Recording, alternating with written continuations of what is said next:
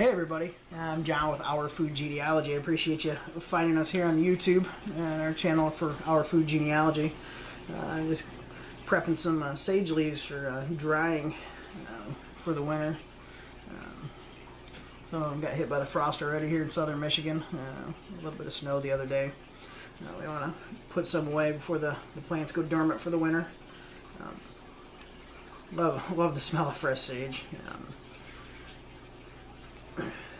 But here at Our Food Genealogy, we want to highlight recipes that have been handed down to us and handed down to you from your ancestors, from our ancestors, the ones that bring back memories of grandma, great-grandma, grandpa, whatever it is.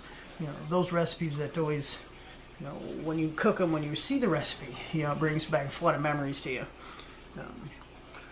We want you to share those recipes with us.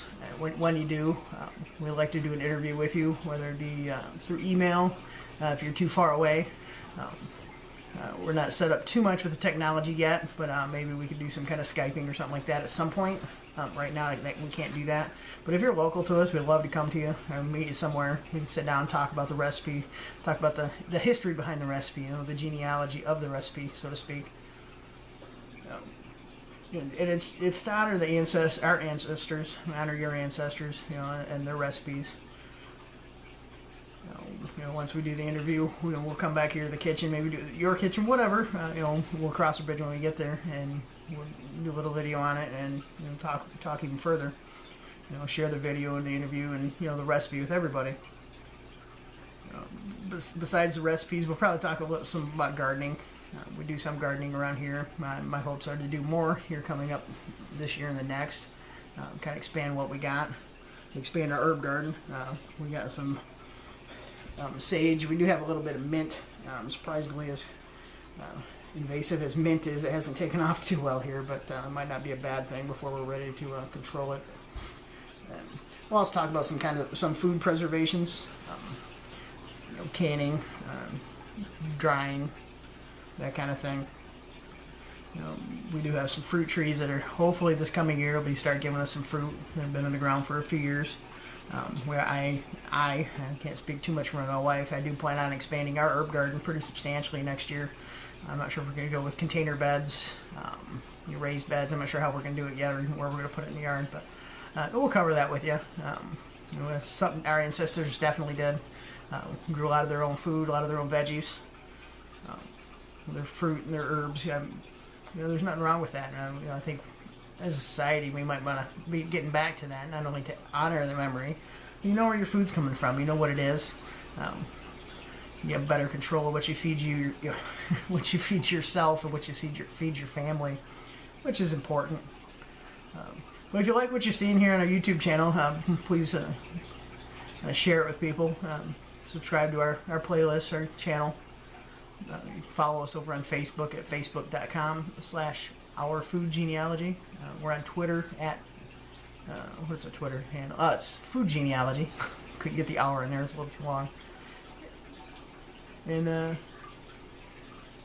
you can email us. There we go. Email us at ourfoodgenealogy.com. Ourfoodgenealogy@gmail.com. So. I've been cooking for myself for a while. It really took off when I was in the Army, and nobody was cooking for me when I was out on my own, so that's kind of where I picked it up. And I always like the old recipes, pinch of this, dash of that. Drives my wife crazy when I cook. I generally don't use timers, and measuring cups are, they're okay. Really, it's my first venture into videography, that kind of thing. We're going to play with different angles and stuff here for the cooking videos. Not sure how this one's going to look. We'll figure it out. Plan on getting a better tripod here in the near future, and we'll go from there. So let us know how this video is, what you think of the whole idea. If you're interested in sharing a recipe, definitely get in contact with us. Put all the contact information in the show notes. Well, from here I'm gonna keep prepping this sage here, get dried out here.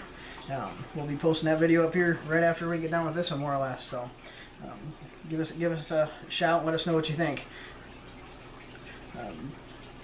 Be sure to keep them food memories alive. Honor your ancestors, honor their recipes. Make sure you get the kids involved. Kids love it. And